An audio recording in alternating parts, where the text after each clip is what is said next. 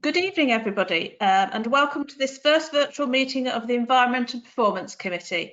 My name is Councillor Judith Skinner, and I am chairman for this committee, and Councillor Tracy Abbott is my vice chairman. As is our protocol for ensuring public awareness of who is in attendance, this evening, first point of business is to take a roll call of all attendees, and I will ask Karen to do that for me, please. Karen?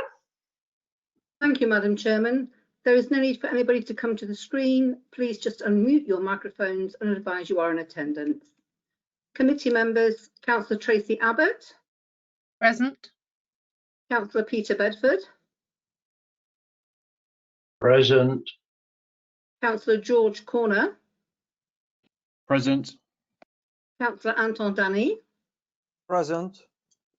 Councillor Deborah Evans. Present. Councillor Paul Goodale. Here. Councillor Neil Hasty. Here. Madam Chairman, Councillor Judith Skinner. Present. Councillor Peter Watson. Here. Councillor Judith Wellborn. Present. Portfolio holder, Councillor Paul Skinner. Present. Non-committee member, Councillor Anne Dorian. Not here as yet. Guest attendee, Inspector Fran Harrod, Lincolnshire Police. Good evening. Good Christian evening. Allen. Christian Allen, Head of Environmental Operations and Lead Officer for this committee. Good evening. Peter Hunn, Community Safety Manager. Good evening, I'm here. Andrew Hall, CCTV Manager. Here. Ian Dunn, Antisocial Behaviour Officer. Good evening. Suzanne Rolfe, Transformation and Governance Manager. Good evening. Jeanette Collier, Senior Democratic Services Officer. I'm here. Thank you. And myself, Karen Rist, Clerk to this committee. That concludes the roll call, Madam Chairman. Thank you. Thank you very much, Karen. We will now move to part one of the evening's agenda and address the preliminary items. Number one is to receive apologies for absence and notification of any substitute members. There are no apologies for this meeting, Madam Chairman. Thank you. Number two is to sign the minutes of the last meeting held on the 3rd of March 2020. If any member wishes to challenge the minutes, please identify now on chat.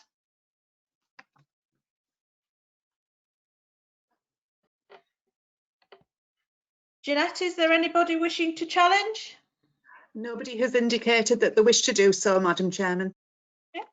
As there is no challenge, I will take it that I have your agreement to sign the minutes. Thank you. Item 3 is to receive declarations of interest in respect of any item on the agenda.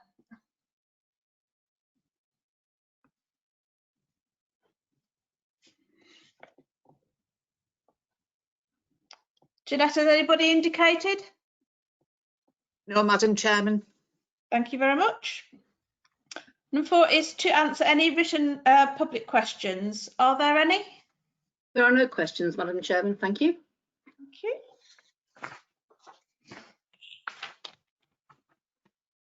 Thank you. That concludes the preliminary items. We will now move into part 2 of the agenda and receive the reports tabled therein. If we could bring Andrew Hall and Councillor Paul Skinner to the screen, please.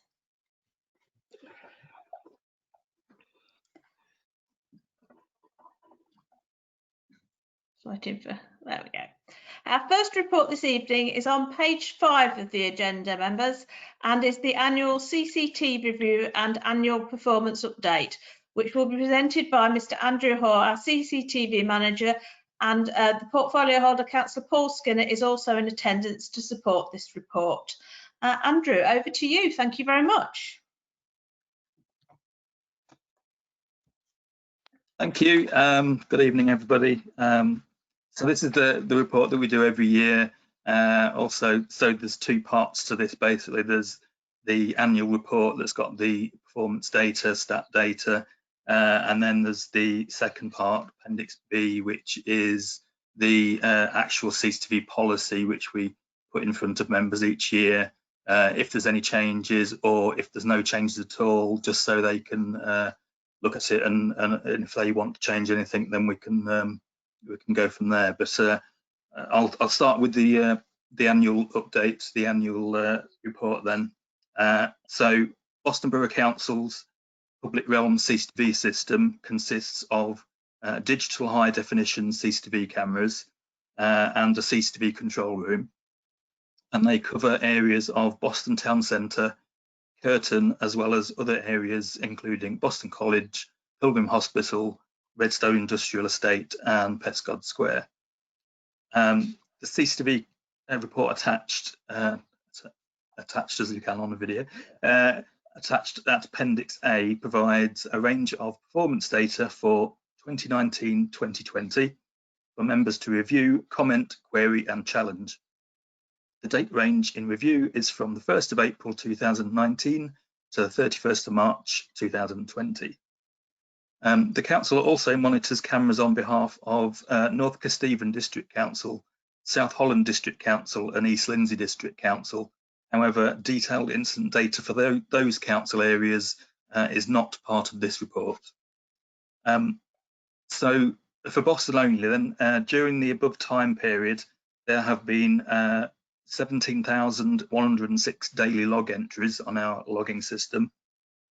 We've completed 3,293 incident records, and also the Boston Borough Council received 453 out of hours service calls through to the CCTV control room, and CCTV operators also received 1,389 calls in total for East Lindsey and Boston Borough Council combined. CCTV operators directly contributed to 238 arrests for the Boston Borough Council area and 471 arrests for the total CCTV area that we cover. CCTV operators produced 184 pieces of evidence for the Boston Borough Council area for Lincolnshire Police and court use, and operators produced 393 pieces of evidence in total for the entire area. So this report includes a breakdown of incident categories of crime and antisocial behaviour with crime data for context. So that's the headlines of the report basically that's in Appendix A. Appendix B, as I say, is a CCTV policy which we ask members to review and then put forward to the next stage. And there's no changes whatsoever in this year's council policy. There's been no major pieces of legislation to cause us to change anything. So this year, no changes from last year. Okay, right. Councillor Paul Skinner, did you want to add anything to that at the moment? Only very well done, Andrew. The team is small but perfectly formed, and you all work very hard, and you know, long may it last. Thank you. Okay, so thank you very much, Mr. Hart and Councillor Skinner. I'll now open the meeting for debate, and as we have no registered speakers, Jeanette, do we have any members who have registered to speak on chat, please? No, Madam Chairman, nobody's indicated that they wish to speak so far. Okay, I'll wait a few more minutes.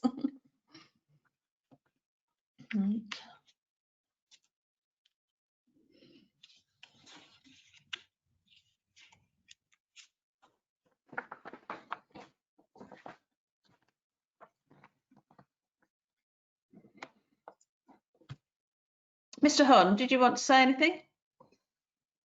Yes, thank you, Madam Chair. It's just to echo Andrew and Councillor Skinner, our portfolio holder. CCTV has been particularly difficult at this time of year, as you can imagine. A quarter of the team has had to go home as vulnerable operators. So we've actually run on a skeleton staff. That skeleton staff have increased their hours, increased their shifts. We've maintained every single hour of CCTV all the way through. We've added additional workload to ourselves by doing all of the police image reviews during that time. So I'd just like to pass on my thanks and commendment for the record for Andrew and the CCTV team. It's been a really difficult time for us, but they've shown what an excellent bunch of people they are and what a professional service they run. So it's just really to pass on my thanks and support from the councillors in relation to CCTV. Happy to answer any questions like Andrew, but that's just I would like that for the record. Thank you. Okay, yeah. Yes, I would like to thank the staff for the work during the lockdown, because I believe they've worked with the partners to keep the town and the people safe. Councillor Bedford, would you like to speak? Just a couple of questions, please. Yes, obviously I support everything that's going on, but as there aren't any actual finance figures in here for the CCTV, my question is, are Curtin Parish Council, Pilgrim Hospital, Boston College, and especially Redstone Industrial Estate still paying their subscriptions to the service? Because I know all of them were, but I didn't know whether or not that was ongoing. Okay. Peter, did you want to answer that? Yeah, thank you. I look after the financial for CCTV to let Andrew do the important work of the monitoring.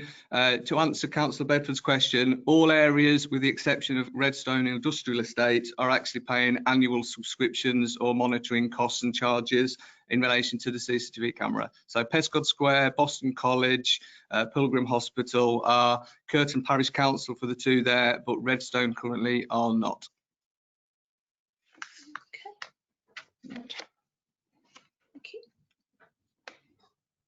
Okay, Councillor Bedford, I believe you said you've got a couple of questions. Yeah, well, yeah, obviously, if Redstone aren't paying, at the time when all this was set up, it was the fact that if Redstone didn't pay, then those cameras would be removed, because it wasn't felt correct that everybody in the borough, or especially the BTAC area and Curtin Parish Council, was paying for one industrial estate, and it was set up that two ladies down there actually collected the money and handed over. So, you know, obviously I'm concerned that that hasn't continued. Mr. Hunn, would you like to answer? Thank you. Yeah, thank you, Madam Chair. And to answer to Councillor Bedford's question, we've been in negotiation and talks with the ladies at Redstone who has collected the money. As you can imagine, it has been really difficult, and it's a difficult decision to remove or take cameras away when we have provided that service.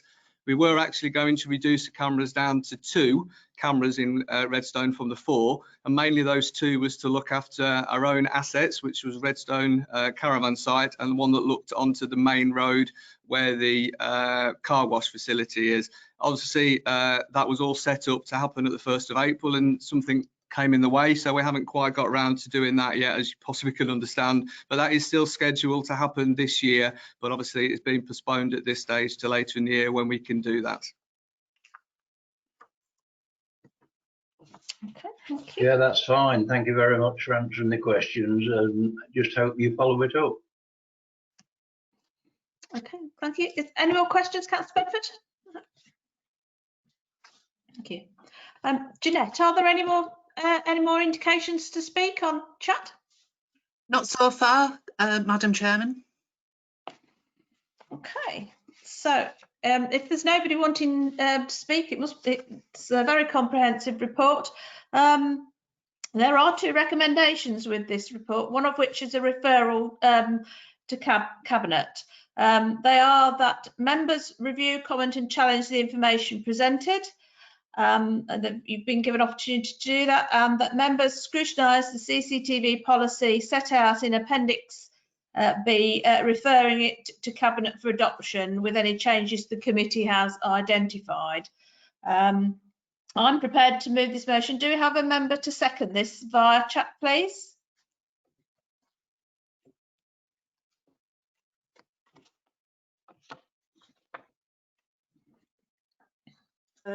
Nobody's indicated yet, Madam Chairman.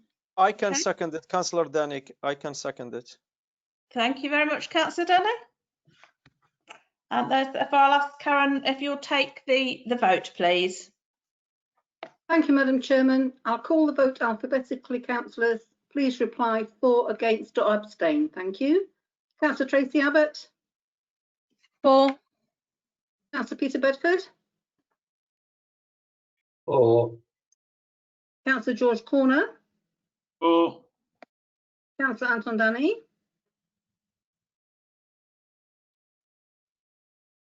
For. Councillor Deborah Evans. For. Councillor Paul Goodale.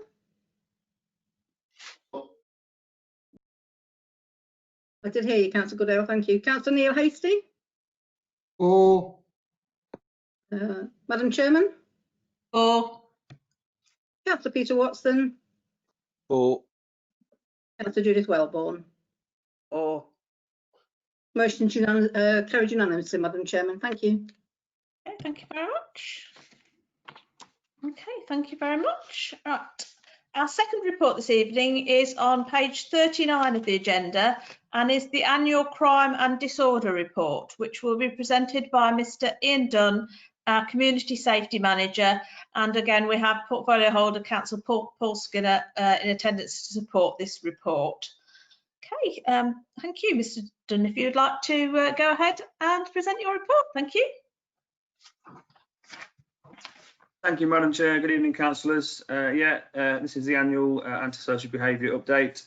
The council's community safety team use national legislation, county-wide policies and procedures when dealing with antisocial behaviour. We work alongside numerous partner agencies, particularly the neighbourhood policing team, which obviously Inspector Howard is part of, based at the Boston Police Station. There were 2 ASB officers, including myself, that we widely utilise powers contained within the Antisocial Behaviour Crime and Policing Act 2014. There are background papers to that act and that legislation on this paper. We're guided by the Safer Lincolnshire Partnership Strategies, Intervention and Incremental Approach Policy and Procedure 2015 when dealing with ASB and other non-criminal offences. The approach normally has 4 stages and statistics throughout this report have been provided against each stage for ASB enforcement and the PSPO enforcement. It is worth noting that the stage process that we use, the 4-stage process, we can come in at any stage depending on the severity of the incident or the issues or number of issues that we're dealing with at any one time with any young person or adult. So a lot of that depends on professional judgment. So it's worth bearing that in mind when I read the stats out.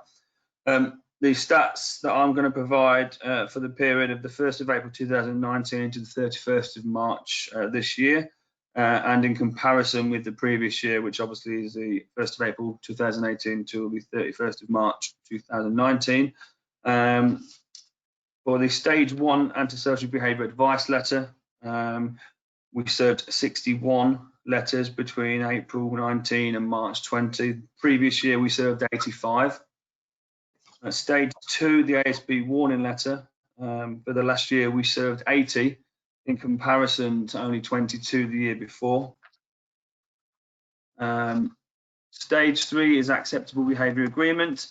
Between April last year and March this year we served 17 and we invited 17 young people in with their parents to sign up to an antisocial behaviour agreement.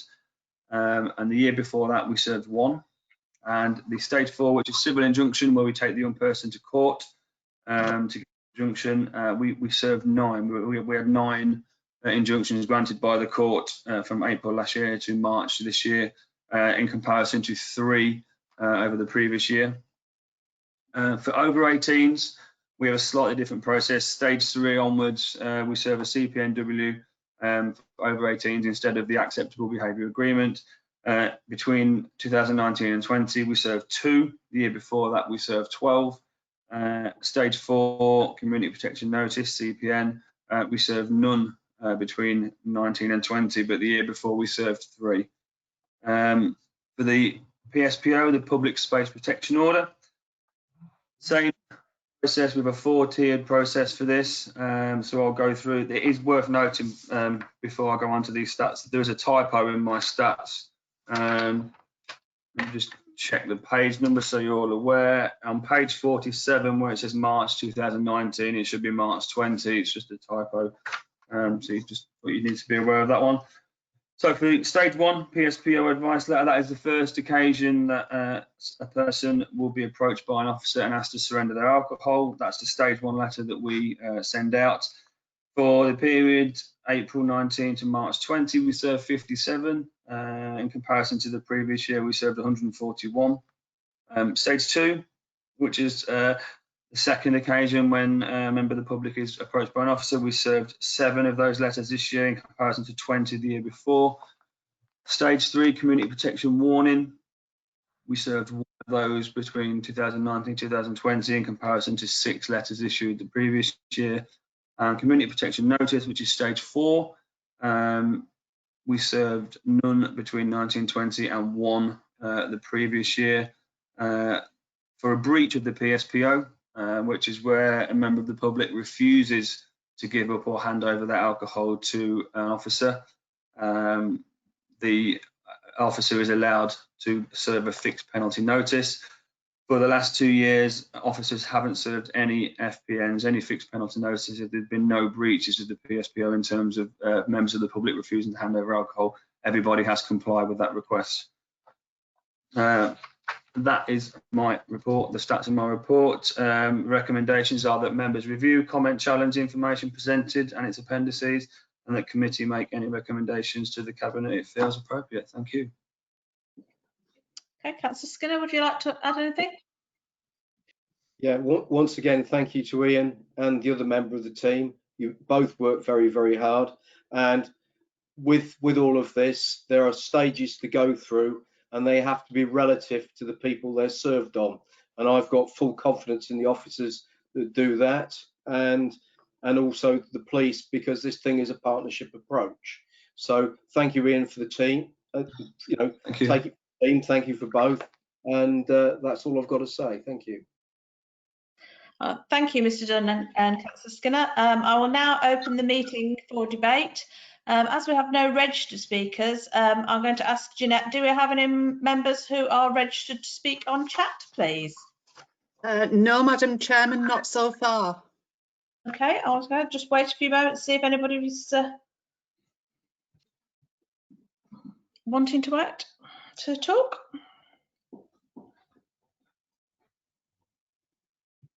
Councillor Danny. Thank you, Madam Chairman. I just need to ask Mr. Dunn a question. Do you reckon that the antisocial behaviour are in decline or are going up? It's been obviously quite an interesting time since April.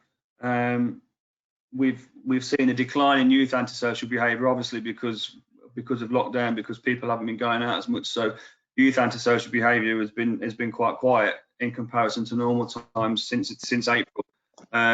Obviously, the problem we have had is there's been quite an increase in neighbour disputes and issues that we deal with neighbours because they're home a lot at the moment, on top of each other in terms of being at home all the time and not just sort of home in the evenings when they're back from work and things like that. So that's been a big increase in comparison. But I think as we move out of lockdown, I think we'll probably see youth ASB rise again and people back to work and neighbours hopefully getting on again with each other. But in terms of last year and the year before, I think if you Fran Harrod's Appendix 3, if you read what Fran wrote in that, there was we've issued quite a number of stage 2 warnings this year that because of issues that we've had with large groups of youths in the town centre just before Christmas, and then organised fights that we had just after Christmas. Some were dealt with by criminal offences, some were arrested by the police. We dealt with others with stage 2 letters. We invited their parents in with them to the police station, showed them footage of what had been happening, showed their parents what their children had been doing. That was a very effective tool, and since those stage 2 letters, we've had no young person from that who was served to stage 2 at that time. Not one young person then went to stage 3. So that was a very effective tool in dealing with those large groups on those both occasions. So obviously, thank you to Fran and her team for the support they gave us for that, and that was very, very helpful at that time. Thank you. If I might come back, Madam Chairman, please. Certainly, Councillor Danny. The reason why I'm asking you, Mr. Dan, the question is because on the CCTV report on page 14, if we look at antisocial behavior on page 14, we have almost an increase of over 50%. I mean, 2018, 2019, we have 38, and 2019, 2020, 97.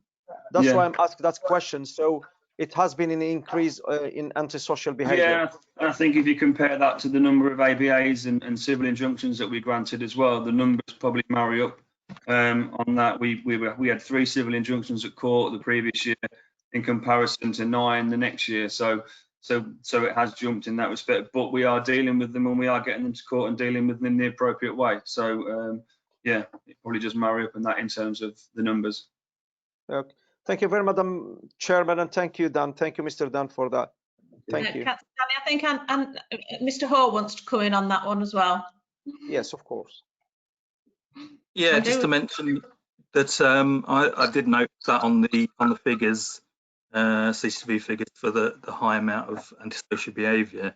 I did look through each of the incidents to see if there was a particular issue.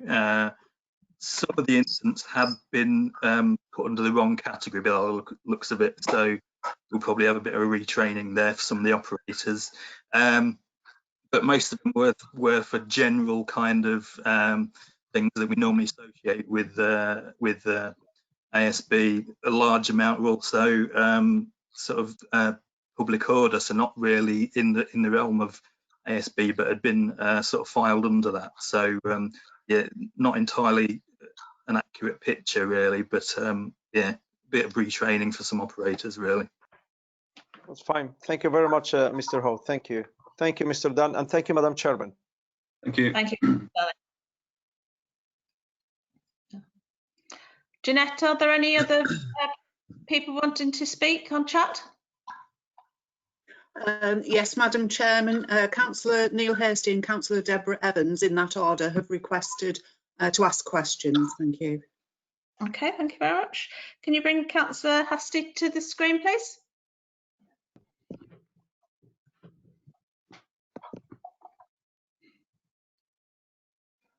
Good evening, Councillor. Good question. I'm not sorry, Madam Chairman, I've got to say hello.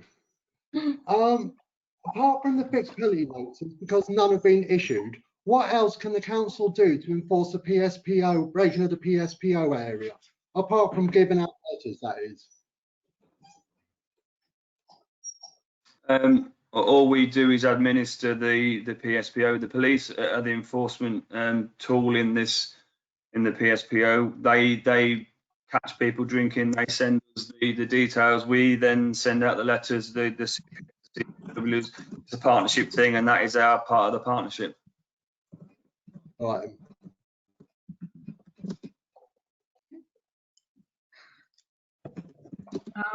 Councillor Evans, bring her to the screen for me, please.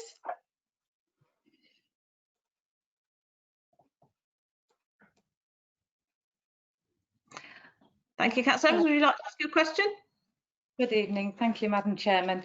I too want to say what a fantastic job I think everybody's doing. Thank goodness we've got you, is what I'd like to say. For me, I'm curious to what was the rise in young people having big get-togethers to fight? What was the sort of behind it? Was it different schools? Was it? Sorry, yeah.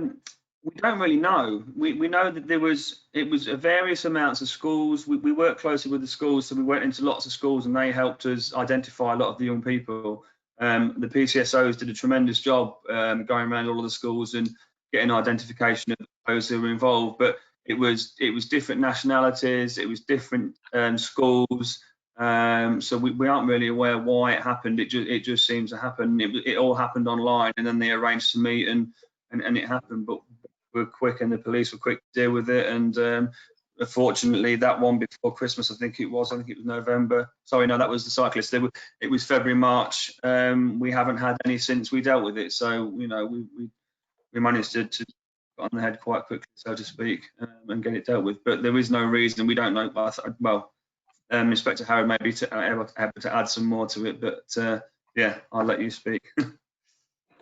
Inspector Howard, would you like to add to that?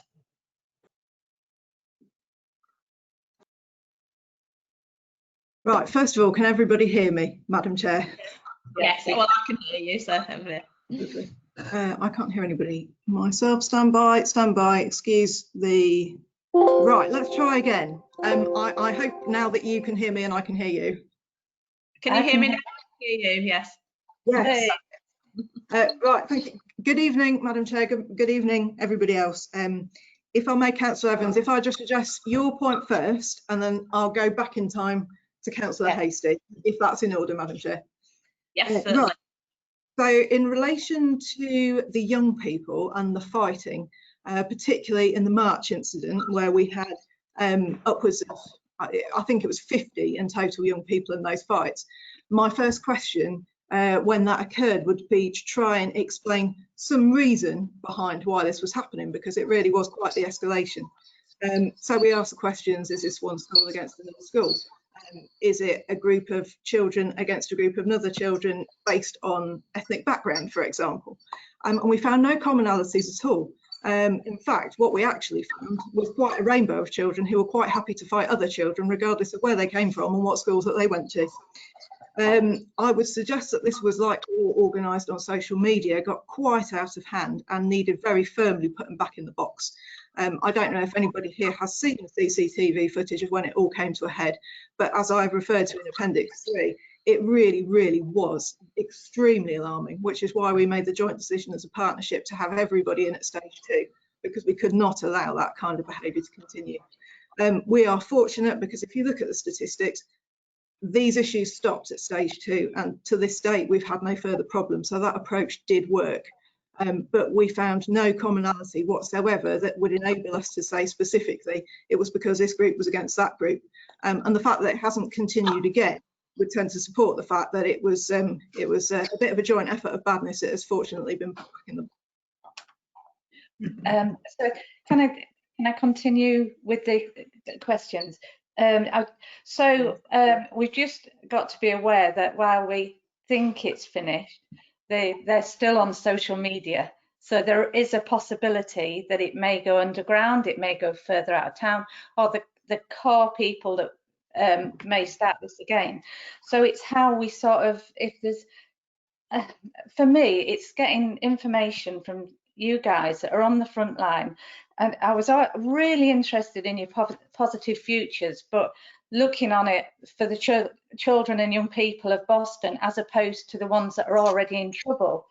And because you sort of see what works and what doesn't work, the information you could help us with I know youth clubs have sort of disappeared and things like that, but sort of being able to do things, this positive futures, couldn't we sort of open it out a bit more so that they haven't already got in trouble? And is positive futures used all the time, and does it get great results? This is sort of what I'm curious about, really, if that's okay. Thank you. Right, so you're talking about futures for me, Councillor? Yes. That kind of diversionary activity? Yes. Yeah. I can't go into too much depth about their work, who they're working with, or specifically in relation to this group, because I simply don't know the answer. If I'd have had the question beforehand, I could have researched that for you and brought it to the meeting, but unfortunately I can't answer in any depth. I mean, one thing that I would say is that the vast majority of these young people who were involved, particularly in the very bad incident in March, were not known to the police, were not known to council partners. It came completely out of the blue, and I think the reaction of the vast majority of parents when they were showed the shocking footage also indicated that these children came from good homes and that the parents were absolutely horrified at what they've been getting up to. So I think we can invest a good degree in confidence of the fact that we're now through several school holidays, we're through lockdown, we're through children not being occupied via school, and we've had no resurgence. So I think we can have some degree of confidence in that. But in terms of diversionary activity, as it says in Appendix 3, the people brought to the table when we deal with children in these circumstances are from a vast array of agencies. and it's got to be positive diversion as well as negative consequence as well, I think. Mr. Hunn has just informed me that every stage 2 gets a referral to futures for me. So all of those, even though they didn't come from what we might deem a hardcore background of offending, got that referral.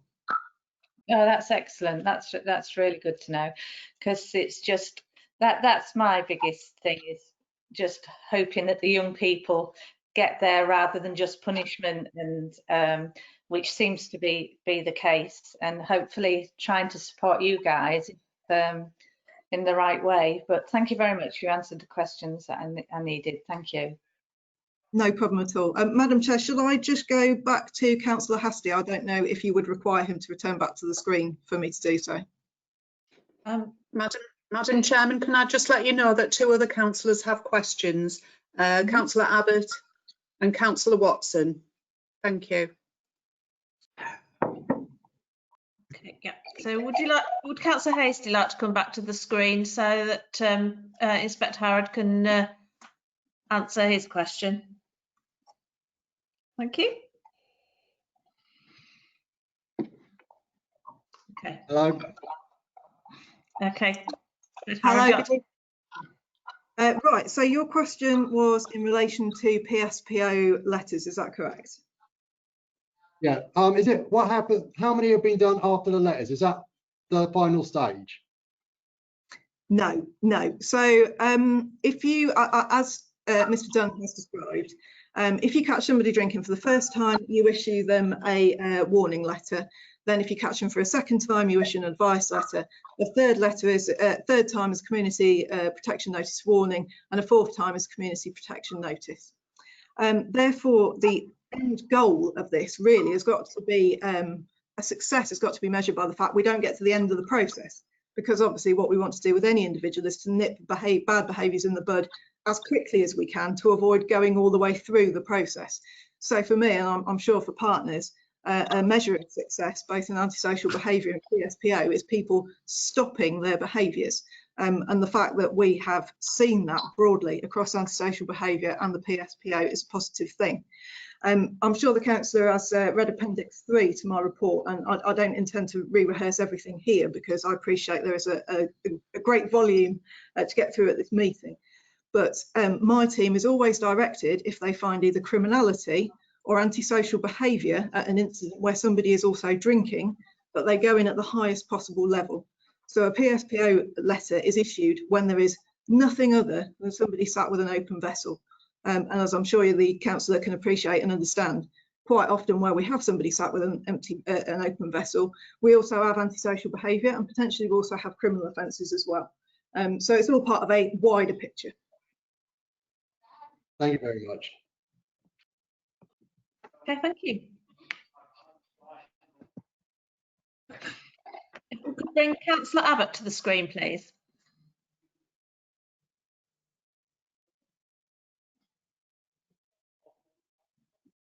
Thank you, Councillor Abbott. Would you like to ask your question? Yes, it's just the process of the letter that the letters that's been sent out that I just want to clarify. When somebody's issued with a letter, do they have the right of appeal, reply, that kind of thing? Or is it something they just have to put up with? Can they, you know, say, oh no, this wasn't right, or is it, you know, as it is on the letter and that's that? In terms of protection notice warning, so can you hear me? Yes. Yeah, in terms of community protection notice warning letter, the simple answer is no. With a stage 4 community protection notice, there is a 21-day appeal process on that notice, so they can appeal a community protection notice. The warning is simply a warning. So once you get to community protection notice, where we believe there's been another offence or another condition of antisocial behaviour, there is a 21-day appeal period where you can appeal that letter. Okay, does that answer your question, Councillor Abbott? Thank you for the clarity. Thank you. No problem. Okay. So if we could bring Councillor Watson to the screen, please.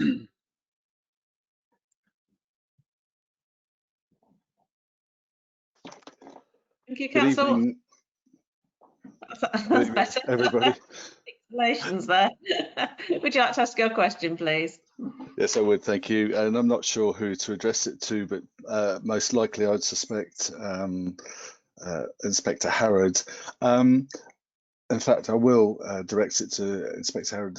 You're aware that in Curtin, in the last 6 months or so, we had some problems with young people riding bicycles on pavements dangerously, jumping out from pavement on their bikes with cars. And I'd just like to ask, in the context of antisocial behaviour, were any letters issued as a result of those offences being done? Thank you.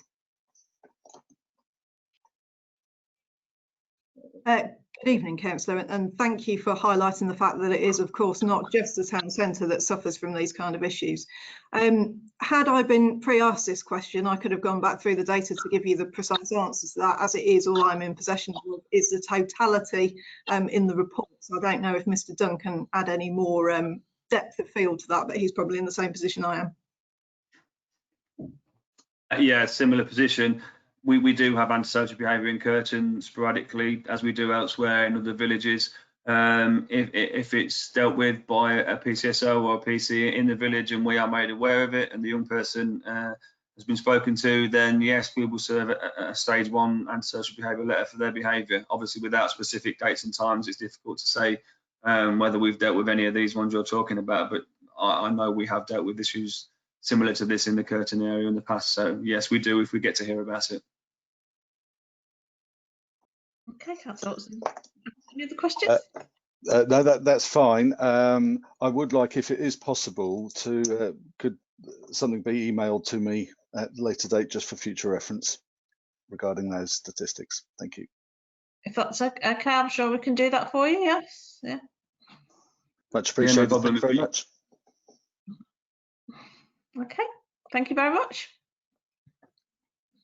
Okay. Jeanette, are there any more speakers on chat, please? No, Madam Chairman, there aren't. Okay, thank you very much.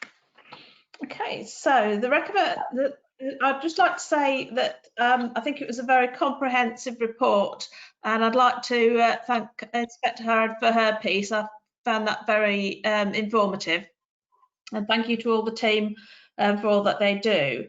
The recommendation with this report is that members review, comment and challenge the information presented within the report and its appendices, and that the committee makes any recommendations to Cabinet that it feels are relevant. But I don't think we've had any recommendations as such. If I could just clarify that with Karen. No recommendations, Madam Chairman. Thank you. I would like a mover for that recommendation, please. If anybody would like to indicate on chat, please. Yes, Madam Chairman, Councillor Evans has indicated she wishes to do so. Okay. Could I have a seconder as well, please? I'd like to indicate on chat. Councillor Neil Hastie has indicated that he seconds it. And okay, I will hand over to Karen to take the vote, please. Thank you, Madam Chairman. I will again call the vote alphabetically. Councillor Spears replied for, against or abstain. Thank you. Councillor Tracy Abbott. For. Councillor Peter Bedford. For. Councillor George Corner. For. Councillor Anton Danny. For. Councillor Deborah Evans. For. Councillor Paul Goodale. For. Councillor Neil Hastie. For. Madam Chairman. For. Councillor Peter Watson. For. And Councillor Judith Wellborn. For. Thank you, committee. And Madam Chairman, the motion's carried unanimously. Thank you. Thank you very much. So just wait for the screen to sort out. So I think we're going to have Suzanne Rolfe and Mr. Allen to the screen, please. Thank you very much. Our final report this evening is on page 39 of the agenda and is the work programme and Q4 performance. And I'll ask Mr. Allen to introduce it, and then Mrs. Rolfe will present the Q4 report. Thank you very much, Christian. Thank you, Madam Chairman. Good evening, members. This is a standing item on our agenda that everyone will recognise in terms of looking at the future work programme of the committee, and also every quarter to look at the relevant quarterly performance information with the purpose of informing any future discussions or subject matter that members would like to bring before the Scrutiny Committee proper.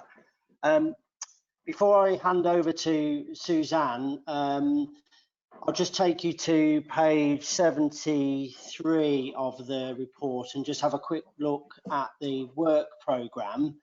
And then I will hand over to Suzanne, and Suzanne will take you through the Q4 performance.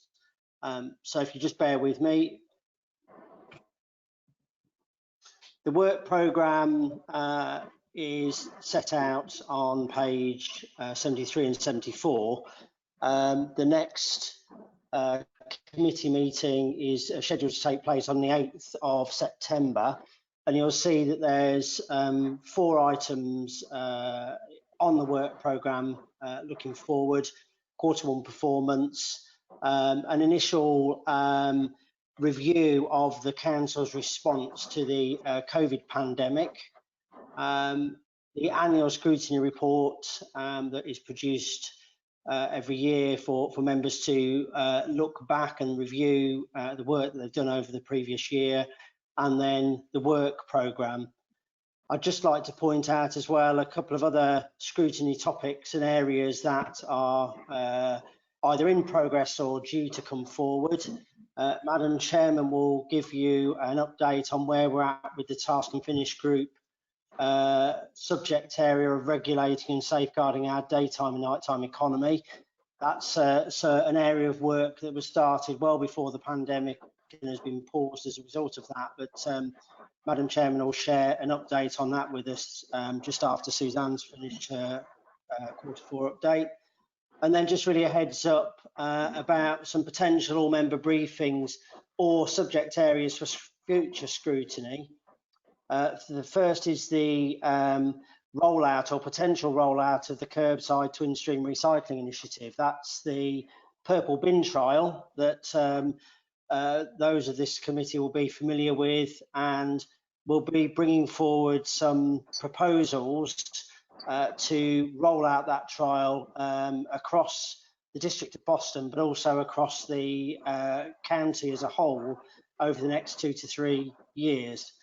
And then the last subject area that is re-emerging to this committee is the Boston Alternative Energy Facility.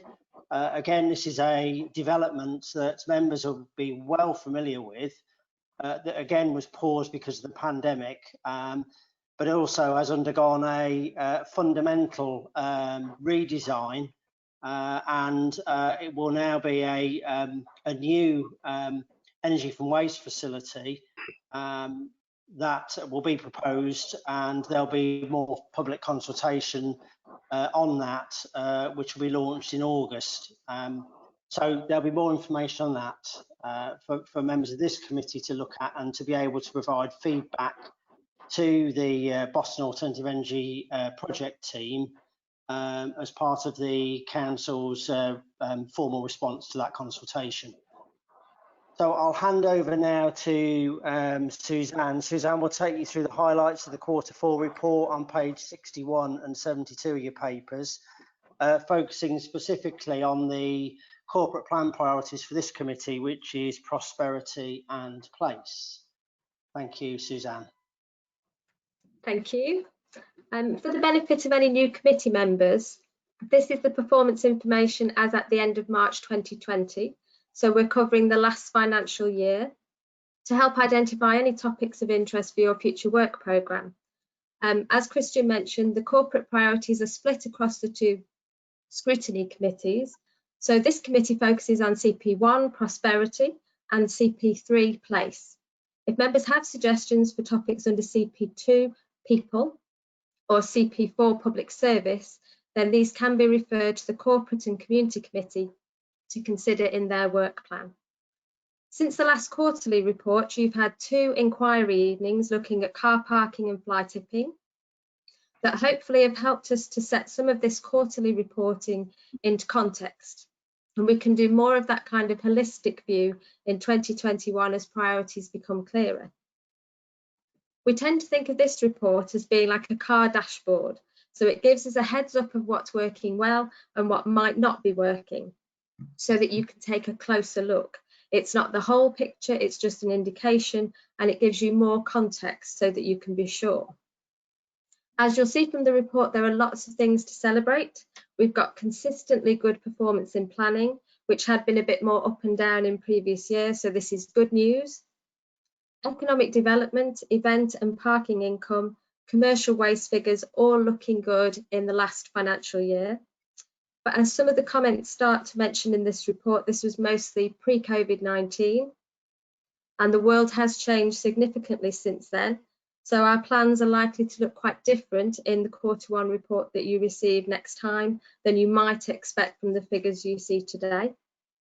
But overall, in 1920, this report shows that we have well-managed performance with remedial plans in place to address issues when necessary, for example, relating to markets, which sets us in really good stead for whatever the world might look like in 2021. Thank you, Madam Chairman. Thank you very much. Thank you, Ms Allen and Mrs Off. I'll now open the meeting up for debate. As we have no registered speakers on this, Jeanette, do we have any members registered to speak on chat, please? No, Madam Chairman. Okay, fair enough.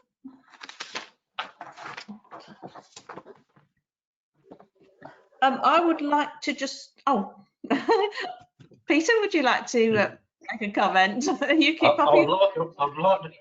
I'd like to ask Christian a question, if I can, please.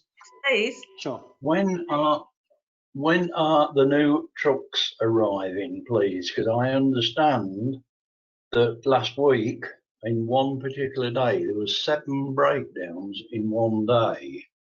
Now, that's an awful lot of wasted time and cost. So when are the new ones coming? Because the money was put in place ready. Thank you, Councillor Bedford. We ordered 8 new refuse freighters back in August last year, and we ordered them for delivery in November, December this year, with the intention that they would be brand new, out of the box, a fleet when we put out our whole fleet maintenance contract to tender. So that has always been the plan all the way along. The smaller of the fleet, the 7.5 ton refuse freighter, which arrived a couple of weeks ago, was ordered for delivery as soon as possible because the current vehicle we had on the fleet was beyond economical repair, so hence that has been delivered early. I'm very aware that operationally our fleets are at the end of their life. There's no doubt about it. They've done 7 years on a 45-hour week shift pattern. So effectively, whilst they're registered as 7 years old, they've actually done about 8.5 years worth of work, and they are at the point of replacement. We are fortunate that we have a maintenance contract currently in place that requires the maintenance provider to provide spare vehicles in the event that ours break down. There's 2 spare vehicles on the fleet, and any additional vehicles that are required because of breakdowns are funded and paid for by the maintenance contractor as part of the contract. In the unlikely event, as the situation you described, when we have 6 refuse freighters off the road at any one time, the 2 spares will come into play, and then the maintenance contractor will fund the cost of hiring in the remainder of the fleet to ensure that we get the job done. Thank you. Okay, Councillor Bedford, did you want to ask any further questions? Yeah, just so you are actually confirming that the new vehicles will be here in November. Yes, they were ordered in August last year, but they were ordered for delivery in September, and we're told by the manufacturers that they're on schedule despite the COVID pandemic. Okay. Thank you very much, and I assume they're British. Dennis Eagle, 26 ton, manufactured in Warwick. So yes, British. That's good. Is that okay for you, Councillor Bedford? Thank you. Okay, Jeanette, are there any other speakers on chat, please? Yes, Madam Chairman. Councillor Paul Goodale wishes to speak, please. Yeah, if we could bring Councillor Goodale to the screen, please.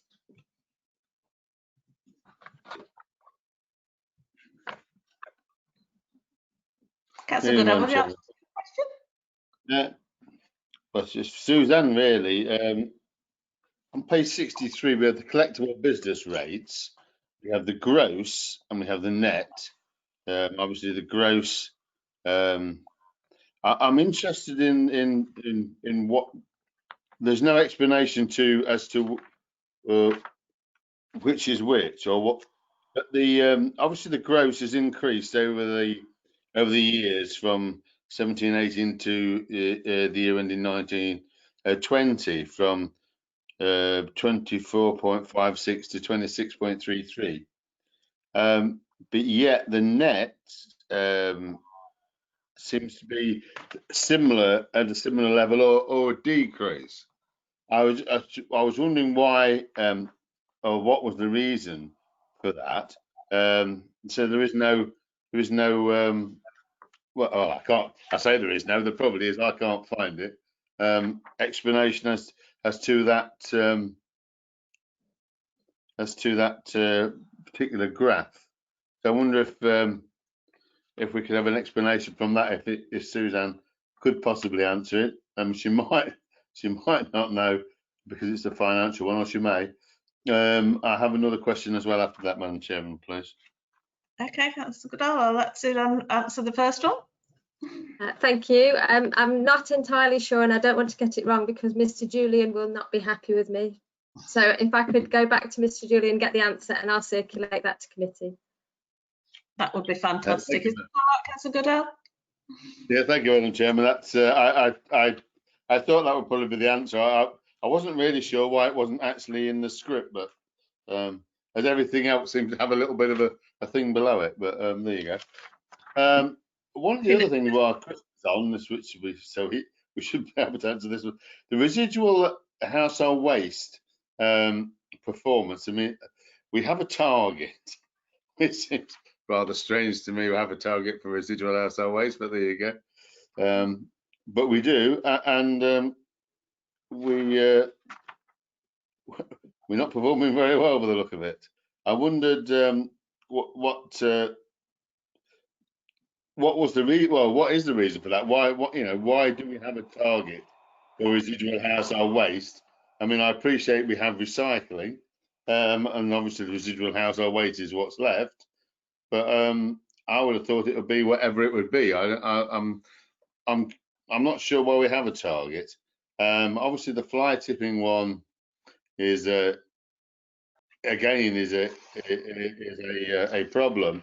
And I think it's one we all know has, and the next quarter will actually look worse because of the tip being closed, and certainly the incidents around my way have certainly increased. So I'm assuming they've increased elsewhere. But I just wonder what Christian's response to the residual household waste is, and what do I actually intend to do to tackle this. I appreciate there are some initiatives coming along, but I can't really see what we can actually do about residual household waste, apart from the initiatives which returning unrecyclable stuff back to the manufacturers. Thanks, Councillor Goodale. Really good question, and we'll probably talk about it all night, but I'll keep my answer brief. The focus of the county-wide waste strategy, which this council is a signed up member to, is to reduce the overall waste of volume that reduce the overall weight or volume of waste that we produce as a county. That is our overall objective, and you can do that by promoting the sort of waste hierarchy, which is about reducing the amount of stuff you throw away, reusing items that you might otherwise throw away, or recycling. So those are all initiatives or methods, if you like, of reducing the overall volume of household waste that is disposed of. So it's a high level objective of the Lincolnshire Waste Partnership, and this council does what it can through comms to the public and through supporting initiatives locally like the Purple Bin Trial and initiatives across the county to do what it can to promote the waste hierarchy of reduce, reuse and recycle, and also to reduce the overall volume and tonnage of waste that's produced. It's a bit like turning a oil tanker. It's a trend measure that we hope to arrest in terms of the increase. We hope to arrest over a period of time through a combination of all sorts of initiatives, through promoting the waste hierarchy, through encouraging people to recycle, through to encouraging composting, etc. So it's an aspiration, and it's an aspiration of the county waste strategy that's reflected in our local key performance indicators. In terms of fly tipping, what you're seeing here is the Q4 performance, so right up to the end of March this year, but obviously performance consistent with the previous years and before the pandemic had an impact. Fly tipping, as you will hear at your next committee meeting, has absolutely gone through the roof during the pandemic. We're dealing now with last month we dealt with 4 times as many incidents of fly tipping in June than 2020, 4 times as many than we received in June 2019. And overall for the months of April, May and June this year so far, we're dealing with almost double the amount of fly tipping that we're previously used to. And this is a story that's been reflected across the partnership, across all of the district councils and nationally, and it's going to be a major area of focus for the Lincolnshire Waste Partnership over the coming months and years. It's antisocial behaviour, it's an environmental crime, and it's something as a council we take very seriously. And the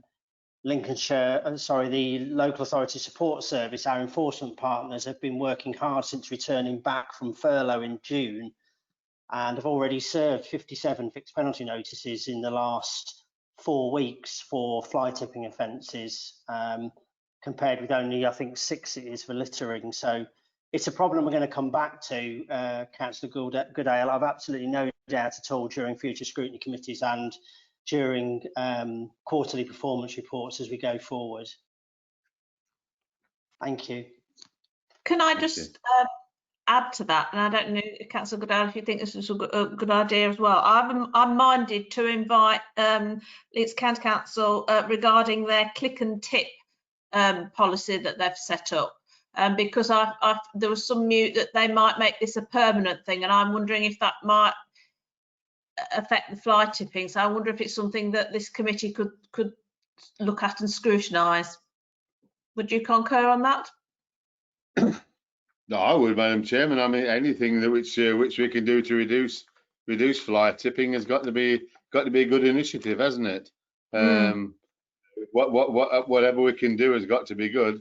As Mr. Allen said, it's an environmental crime. It is a crime, and it does cause it causes a lot of problems for a lot of people, especially when just dumped out in the countryside, like it has been doing. When we've seen a lot of incidents. Just like I know in my ward, we've just had a lot just dumped in the road. So, but we know well. That's nothing new there. It's just mattresses and stuff, which is a regular occurrence, seems to be around here when tenants change. But there you go. But yeah, I think anything has got to be a way forward, hasn't it? Mm. So therefore, Christian, if we could invite LCC to come and talk about their scheme and if they're going to make it permanent and how that's going to affect things, and I think we could do some good work on that. Yeah, absolutely right. I think it'd be a good topic area to look at. I know we've done inquiry days relating to it, but obviously I think as Suzanne alluded to in her presentation, where it's a whole different world now we're living in from Q4, and the county have introduced a whole new raft of policies about their household waste recycling centres, which I'm beginning to believe are having a systemic impact on fly tipping. It's early days, and as a partnership we are starting to look at the data, but the magnitude of change we're seeing is significant and is going to cause us major problems if it becomes prolonged. So I would absolutely support that as a scrutiny topic, Madam Chairman. Thank you. Thank you very much. Okay, thank you, Councillor Goodall. Have you got any other questions? Well, it's just to do with the work programme, really, Madam Chairman. So you can either take that now or wait. I'm happy to wait. Well, no, if you want to go ahead, that's fine. Well, that's fine. It's more to do with the car parking, Madam Chairman, and the present initiative to for 2.5 hours free in certain car parks. Obviously, for my mind, I know we do use car parking as an income, but I'd like to know if at the next meeting or probably for future meetings that we can find the cost out of how much this would cost to the borough, whether it's something we could trial on certain days of the week to increase footfall in town, or to increase parking in town on days when there's not so much, when the car parks are not being so well used, or use some of the smaller car parks as an initiative to get people back into the town. Obviously, I appreciate at present time now with the lockdown easing slightly that we do want people to come to the town and shop safely.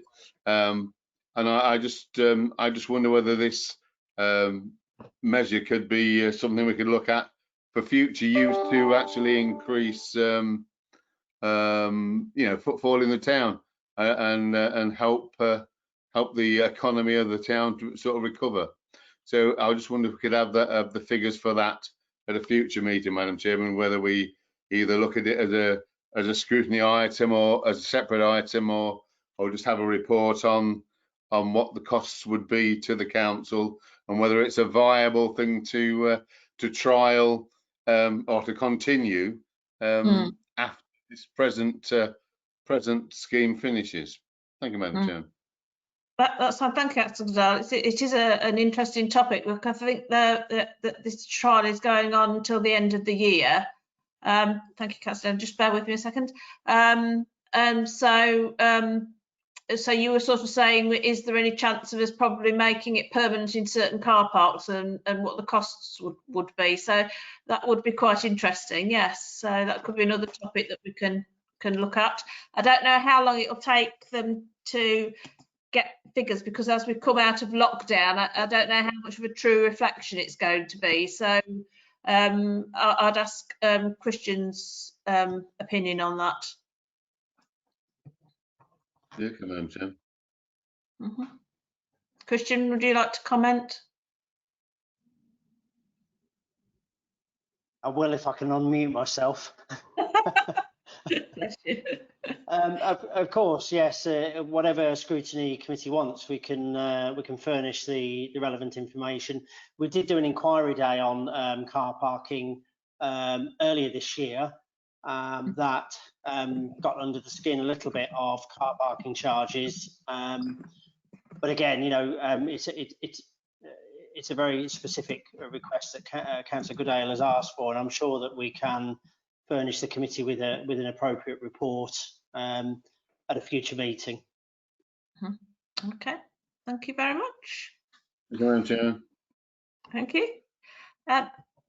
I'll just bear with me, Councillor Danny. I just want to take Councillor Jeanette's. Yeah. Sorry, Madam Chairman, that two councillors had already indicated the wish to speak. Councillor Watson and Councillor Evans. Okay, that's fine. So if we take Councillor Watson, if you could bring Councillor Watson to the screen, please. Councillor Watson, would you like to put your question? Thank you, Madam Chair. I suppose my question really is directed towards Mr. Allen regarding fly tipping, and essentially you have already answered some of this. From what you said, it seems to be quite some epidemic, and I think many of us are seeing this happen in the countryside as well as in town. Are we currently doing any covert operations to catch culprits of this fly tipping? And I'd be interested to know, as I say, the what the level of fixed penalty notices are compared to where they were last year this time. Thank you. Christian, do you want to come back on that? Thank you.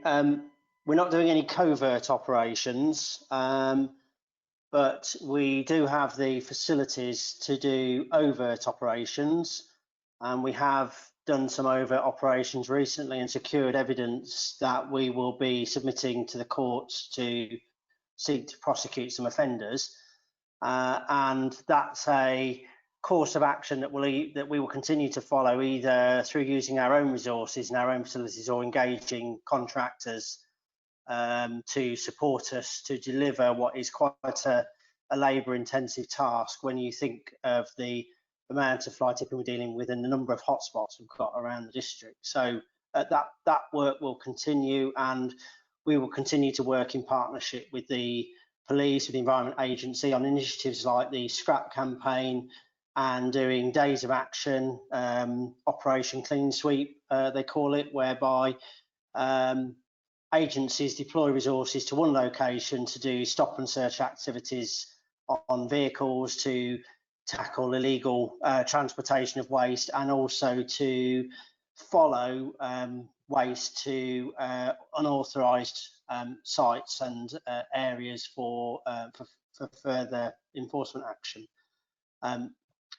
So that answers your first question. Was there another part to your question, Councillor Watson, or does that answer your question? Actually, if I may come back, you mentioned earlier that and I noticed this, and I'm not sure whether this has changed, the local tip was only accepting green waste to start with. Can you confirm that now household waste is being accepted for people to take to the tip? And do you feel that just by merely accepting green waste, this has exacerbated the fly tipping problem? Thank you. I believe now that the HWRC, the tip now, is accepting all types of waste, but it is on certain days of the week, and the tip is closed on a Wednesday and Thursday. When the county council took the decision to reopen the tips, they reopened them on a phased process. First of all, to sort of control the amount of public turning up at the tip, and obviously to maintain social distancing, etc. They needed to limit the numbers attending. So they did that by introducing a pre-booking system and also by limiting the waste streams that they were taking.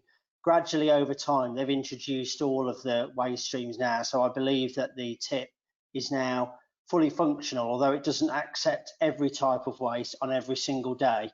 I don't carry that information in my head, so I would suggest that members of the public, councillors, that they check the website for the latest update of what sorts of waste the tips are currently accepting and on what particular days, and also in what particular vehicles, because the county council has also introduced a policy of no vans and no trailers, although they are now accepting trailers, but only of a certain size. So it's a gradually improving picture, but I'm beginning to form an opinion that the challenges during the pandemic, where we saw enormous increases in waste, coupled to the fact that the HWRC was closed, and now it is open, but for limited waste streams on limited days and with prior booking. I'm starting to feel that there's a sort of perfect storm emerging, which I think as a partnership, as a waste partnership, we need to get behind and understand. I chair the Strategic Waste Officers group now for the county, and we are already looking at the data and starting to bring partners together to look at initiatives about how we can mitigate the impact of some of these policy decisions. But it may be that through the Scrutiny Committee that we actually start to challenge some of those policy decisions if we feel that they are inadvertently affecting or impacting our district. So I hope that answers your question, Councillor Watson. Thank you very much.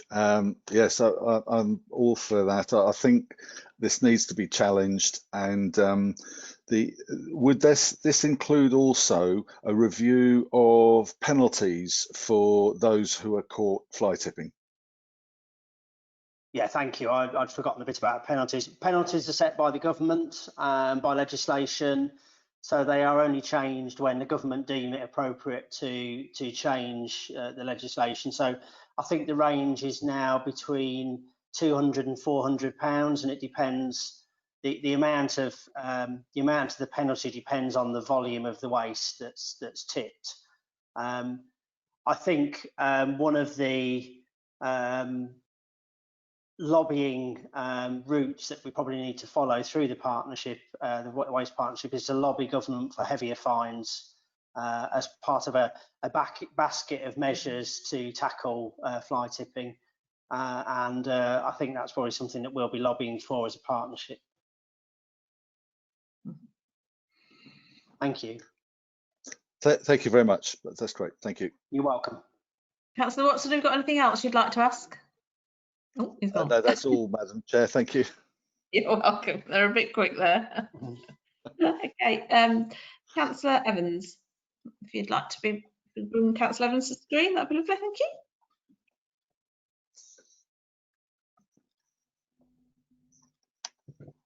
Right, thank you, Madam Chairman. I'd like to say that I totally back the decision for more information, and I think that we're desperate for more information. Sort of feel that we're letting everybody down really with the fly tipping bit, because the average person knows some of the reasons that there's fly tipping, and the amount of people that are completely fed up and have stopped going to the tip because either they get there, oh, we've had our mattresses for this week, take your mattress home, and then they're changing the things all the time. And people said to me that it was social distanced anyway, so it wasn't as they could have done a lot more. And the government quite soon and on the news into lockdown, they said that there was clear joint between the tips closing and the huge rise. So I think we've got to sort of stop thinking, oh, it's gradual and it's going to happen.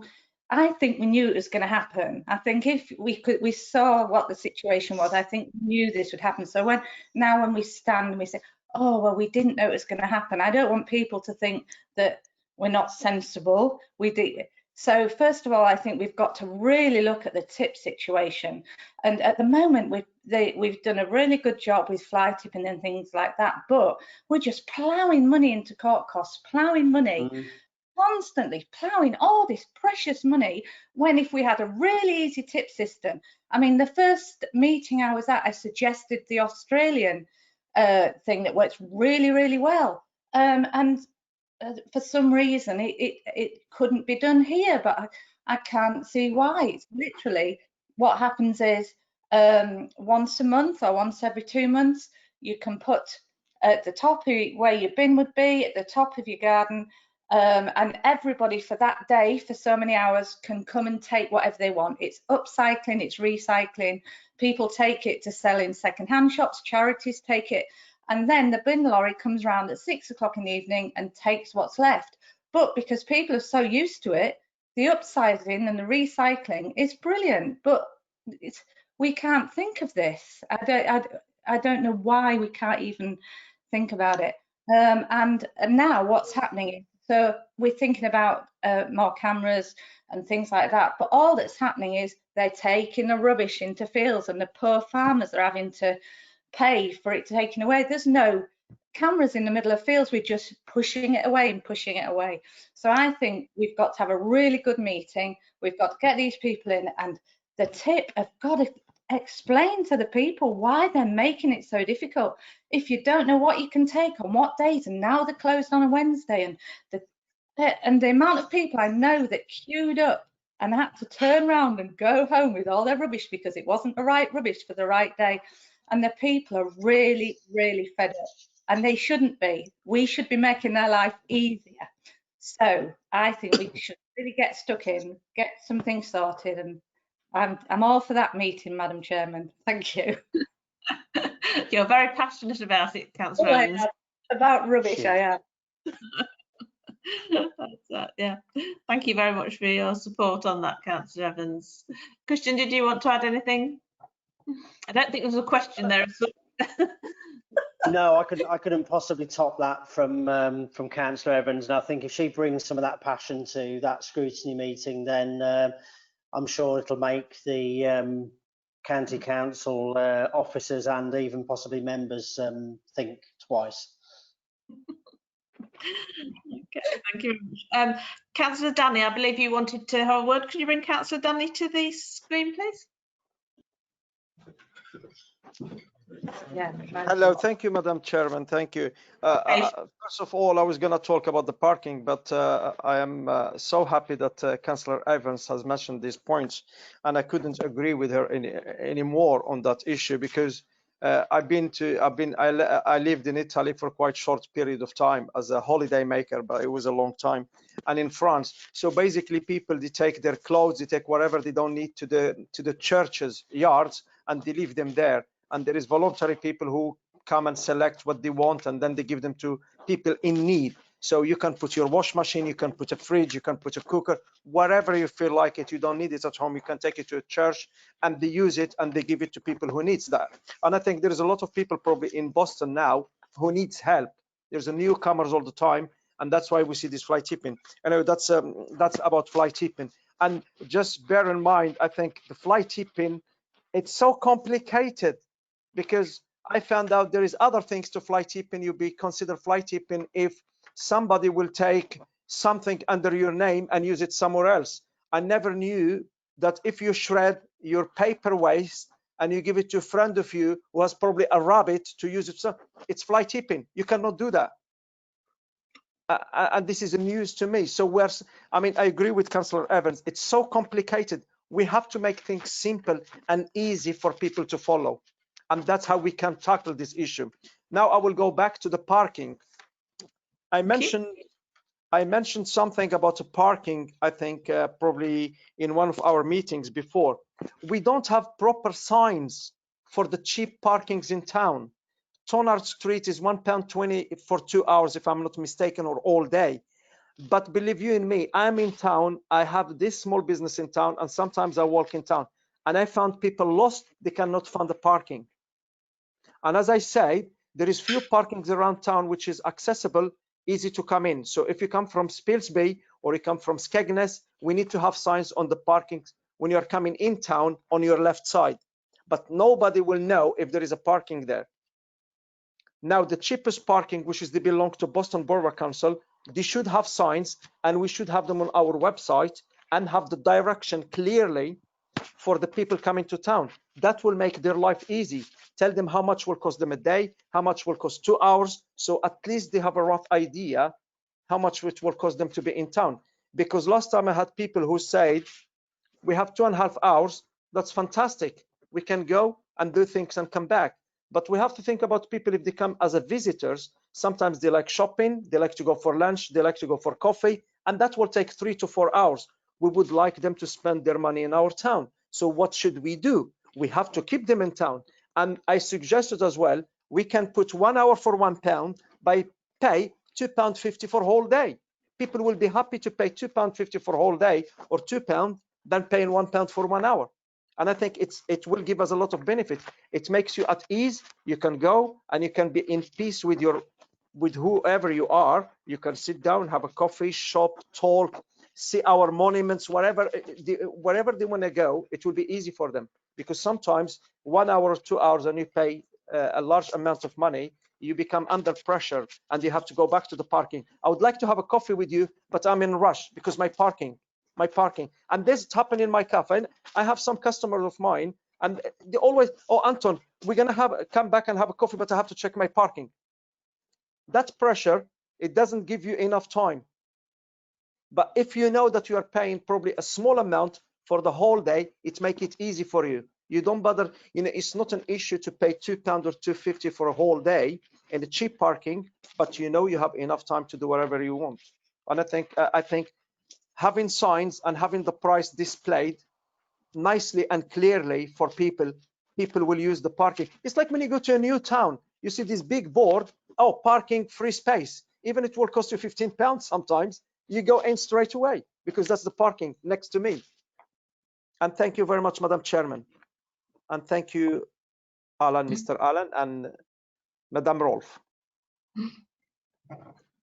Okay, Christian, did you want to come in on that?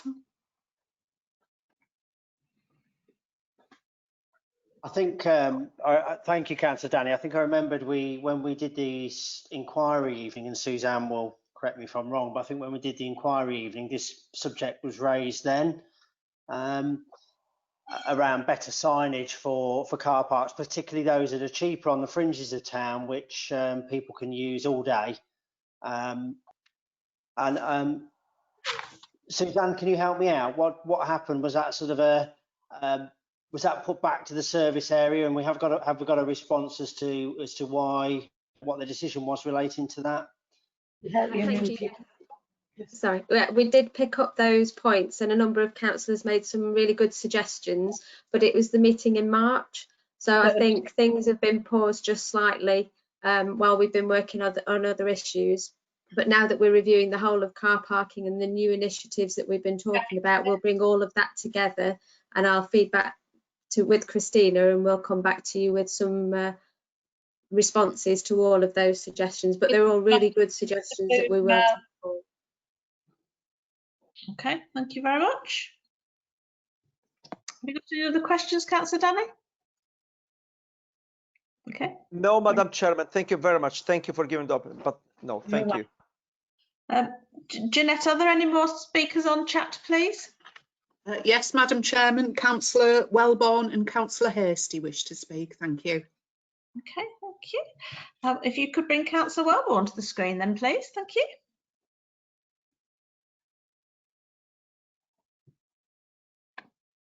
Good evening, Madam Chairman. Good evening. I haven't seen the screen yet, Councillor Wellborn. Just bear with. Councillor Wellborn, you should have a request to come to screen and share your camera. Okay. Fantastic. Nice to see you, Councillor Wellborn. If you'd like to go ahead. I kept disappearing. Yeah, mine mostly isn't a question. It's one to reiterate what Councillor Evans says about the fly tipping. Also, I know we're doing a huge amount to try and combat it, and it is a nationwide problem. But can something be put on websites, Facebook, the local press, to reiterate this to the local population that we're not on our own, that this is something that's going on all over the country? I'm fed up with people saying it's a disgusting town. No, the town isn't disgusting. The people sometimes have disgusting habits, and they're not just our habits. They seem to be everywhere because of the situation. They don't seem to understand we've gone through COVID and that everything has paused. They think that we've just popped up again and we can carry on working. It is mainly to say, can we put some statements out there as to what we're actually doing, how much we're doing, and that we really, really are trying, and hopefully the population might just understand that we're not just anybody's just sat there and saying, well, no, we don't care, because we do care and a lot is being done. Thank you. That's right, Councillor Elwell. Christian, do you want Suzanne, do you want to comment on that? I can comment. Thank you, Councillor Elwell, for your question.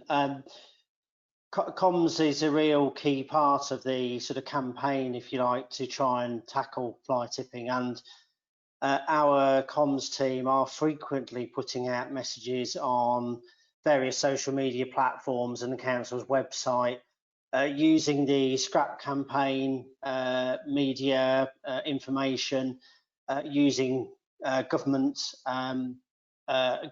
government sort of sponsored advice. Throughout the pandemic, they were putting out information about what to do with your waste, how to manage your waste, and this is a county-wide programme of work that is repeated across all of the districts throughout the county, working together to put common comms messages out as frequently as possible. We also put messages on our refuse freighters. I'm hoping that you will have seen the message we put on our refuse freighters. We put wraps on them, promoting different messages. We put information out, posters on our bins in our lay-bys. So we do a whole range of things, but it has to be a combination of a number of initiatives. There's no one silver bullet to this issue. It's a combination of issues. Thank you. I mean, yeah, I fully understand the difficulties. It's just unfortunate the rest of the population thinks that we've all got a magic wand that's going to make it disappear tomorrow.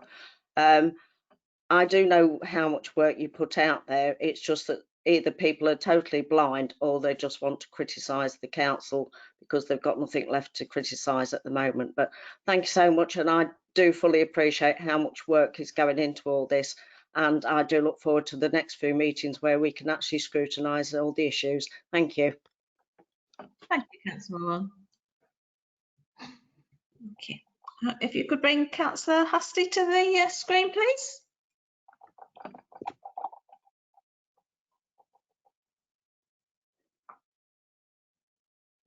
Thank you, Madam Chair. I was just wondering if there's any update on the contract for the mobile CCTV cameras that was due to be signed before the lockdown occurred.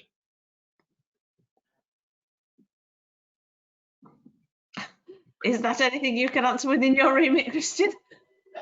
It isn't, I'm afraid, not something I'm particularly close to. I think that's one of those questions that we'll have to take away and get a response to you, Councillor Hastie, after the meeting. Mm-hmm. Thank you very much. Thank you. You're welcome. Jeanette, are there anybody else wanting to indicating on chat to speak? There isn't, Madam Chairman, no. Okay, thank you very much. I'm just wondering, I just want to update people on the task and finish group. I just wonder if you could bring Councillor Goodell to the screen as he's vice chair of that task and finish, please.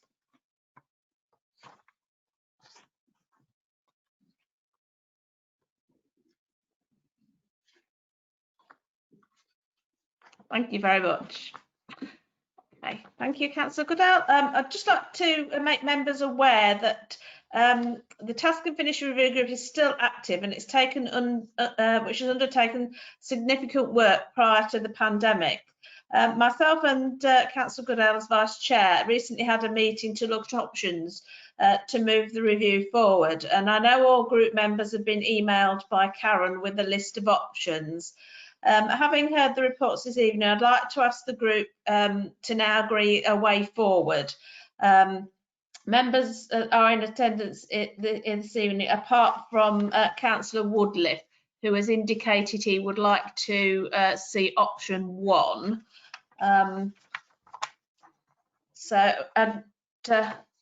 If anybody would like me to read out the options, that's fine. Or if Councillor Goodale, would you like to move one of the particular options?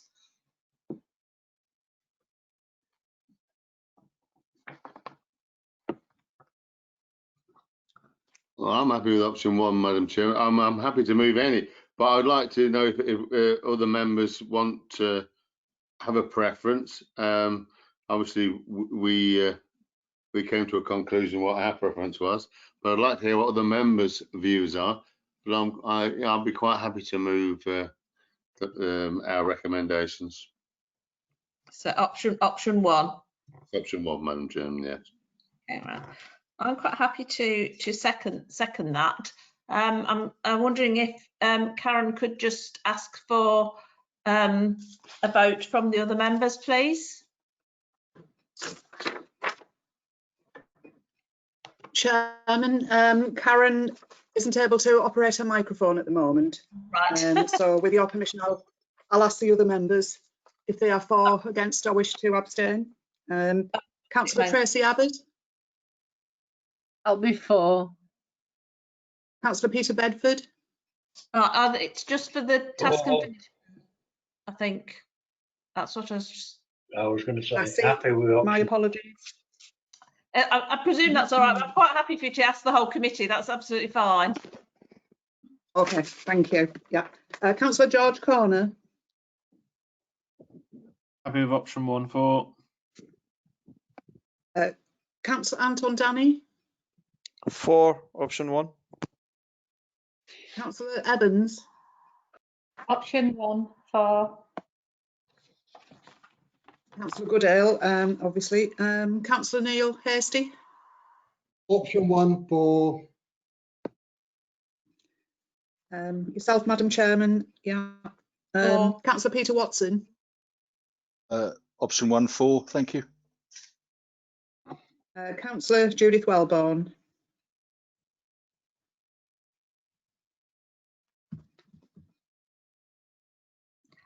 Can't hear you, Councillor Wellborn. Are you muted?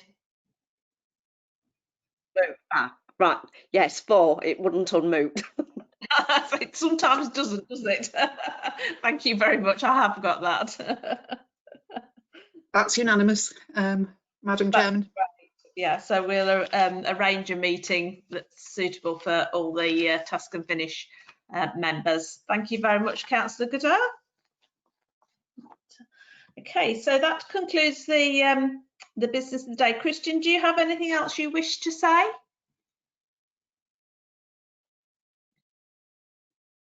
No, thank you, Madam Chairman. Thank you very much indeed.